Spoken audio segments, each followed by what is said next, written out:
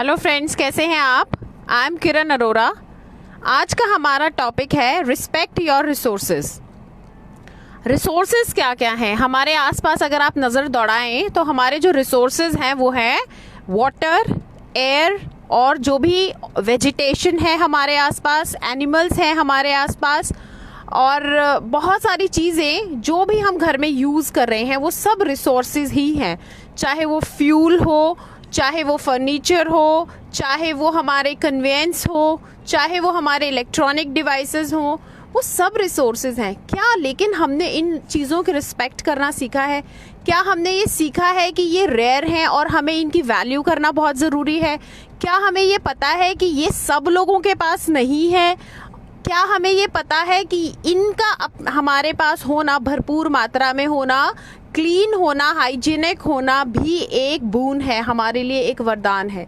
लेकिन हम ये सारी चीज़ें भूल जाते हैं क्योंकि हम इसको फॉर ग्रांटेड लेने लगते हैं और ना तो ग्रैटिट्यूड शो करते हैं, ना थैंक्स की फीलिंग रखते हैं। सबसे बड़ी चीज़ जो है, हम इसका इमोरल यूज़ भी करते हैं, अनएथिकल यूज़ भी करते हैं। जी हाँ, बिल्कुल मैं कहूँगी अनएथिकल ही होता है वो, क्योंकि जब भी आप ट्रैक से हटते हैं, जब भी आप मर्यादा से बाहर जाते हैं और जब आप चीज़ की कीमत को कम आंकने लगते हैं, उसकी वैल्यू को कम करने लगते हैं, तो यही सब चीज़ें होती हैं जो हमारी जो टेंडेंसी है वो बिगड़ने लगती हैं। हम ट्रैक पर नहीं रहते हैं। अब देखिए, अगर हम चाहें तो पानी का बहुत अच्छे से यूज़ कर सकते हैं, लेकिन हार्डली मैटर्स कि पानी अगर गिर रहा है, या अगर हम किचन में गए हैं, हमें पानी पीना है और हमने ग्लास धोया तो वहीं पे ज़रा सा पानी सिंक में गिरा दिया। अब आप सोचेंगे, ज़रूरी नहीं है कि कोई बाल्टी भर भर के ही पानी वेस्ट कर रहा हो, उसको पानी वेस्ट करना तो बोलेंगे ही।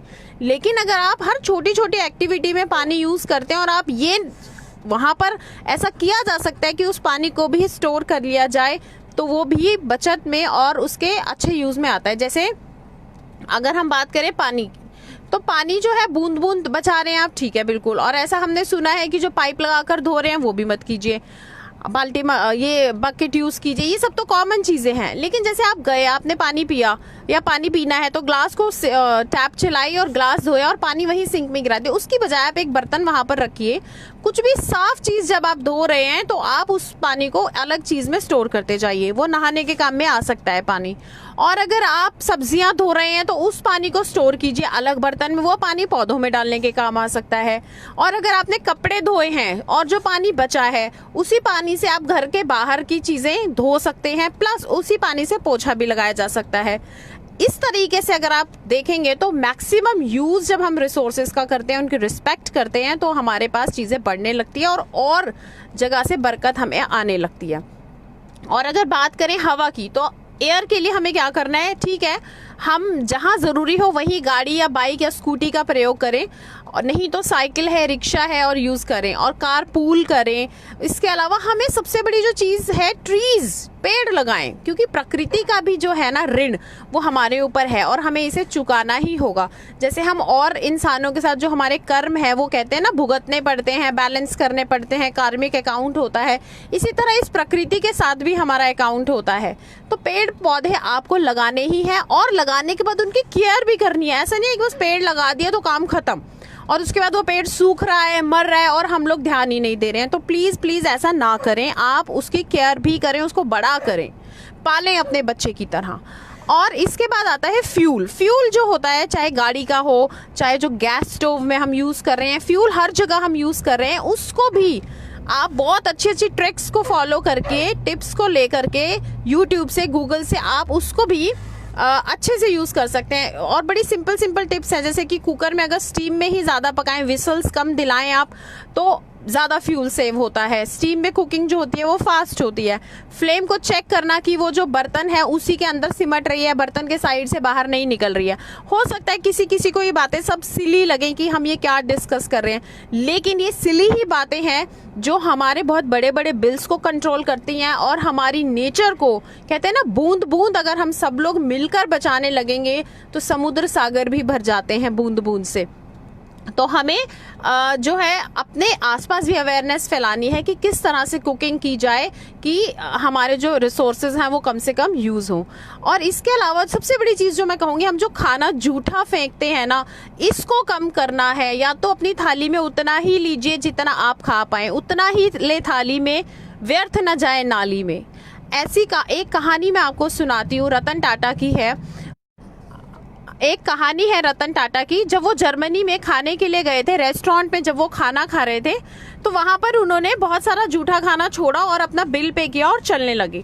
तभी वहां पास बैठी एक महिला ने ये सब दृश्य देखा, तो उसने रेस्टोरेंट के मालिक को सूचित किया और तुरंत वहां पर पुलिस को बुलाया गया। और पुलिस ने आके जब उनको बोला कि ये सब खत्म कीजिए, तो सब लोगों ने बोला कि हमने अपना बिल पे किया है और अब ये खाना बचा है तो हम क्या करें।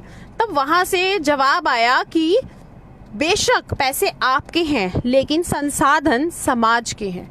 तो हमें भी यही चीज़ की वैल्यू करनी है। देखिए, चावल गेहूं जब हम उगाते हैं या जो किसान उगाता है, उसको एक दाना भी वो उस प्रोसेस के बिना नहीं उगा सकता, चाहे वो पूरा खेत भर के उगाए, चाहे वो एक दाना उगाए।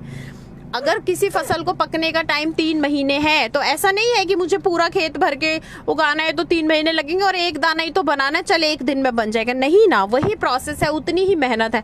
और हम लोग तो एक दाने की कदर भी नहीं करते हैं, ऐसे ही प्लेट में जाने देते हैं। एक वेस्ट होता है कि जो आपने खाना लिया, सपोज कीजिए 4 रोटी ली, तो 1 रोटी और 1 कड़छी सब्जी प्लेट में बची और नहीं खाई जा रही और हमने फेंक दी। एक ये तो वेस्टेज है ही।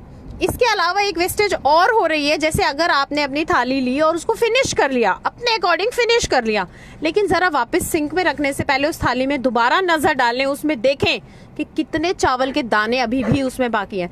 कई बार 5, 7, 8, 10 दाने चावल के होते हैं और हम सोचते हैं कि हमने तो खाना फिनिश किया अपना, और हम चलने रखते हैं उसको सिंक में। तो नहीं दोस्तों, वो 10 दाने भी तो वेस्ट किए जा रहे हैं।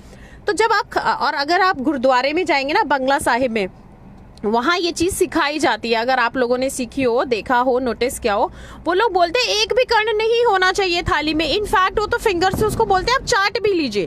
पहले के ज़माने में लोग हाथों से खाना खाते थे, उसका ये फ़ायदा होता था कि वो फिंगर्स के द्वारा यूज़ करके अपनी पूरी जो भी प्लेट में होता था वो सारा फिनिश कर पाते थे। लेकिन आज हम थोड़ा मॉडर्न हो गए हैं और वेस्टेज भी ज़्यादा करने लगे हैं। तो प्लीज़ अपने बच्चों को भी ये चीज़ सिखाएं कि खाना एक भी दाना वेस्ट नहीं। आज मुझे फ़ोन से ही फेसबुक लाइव करना पड़ रहा है because I am on the way, और बीच में कॉल आ रही है, तो I have to resume my live again.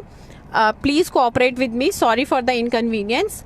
और इसके अलावा जितने भी रिसोर्सेज आपके आसपास हैं, प्लीज़ प्लीज़ प्लीज़ उनको सेव कीजिए, प्रिजर्व कीजिए, लोगों को बताइए, हर तरीके से रिस्पेक्ट बोलिए। फर्नीचर है, इलेक्ट्रॉनिक डिवाइसेज, सबको थैंक यू बोलिए, क्योंकि ये हर एक के पास नहीं है। और लकड़ी के सामान को बहुत जल्दी जल्दी प्लीज़ चेंज ना कराएं। आई बिलीव कि आपके पास बहुत पैसे आप ले सकते हैं, लेकिन पेड़ कटते हैं लकड़ी का सामान बनने के लिए। कागज़ बचाएं, पेड़ बचाएं, फर्नीचर को रीयूज़ करें, कागज़ों को रीयूज़ करें, और बहुत सारी चीज़ें हैं जो हम आगे भी इस बारे में टॉपिक पे डिस्कस करते रहेंगे। Thank you so much for being here. Thank you so much for your valuable time. And thank you for your beautiful comments. Thank you so much. Bye-bye.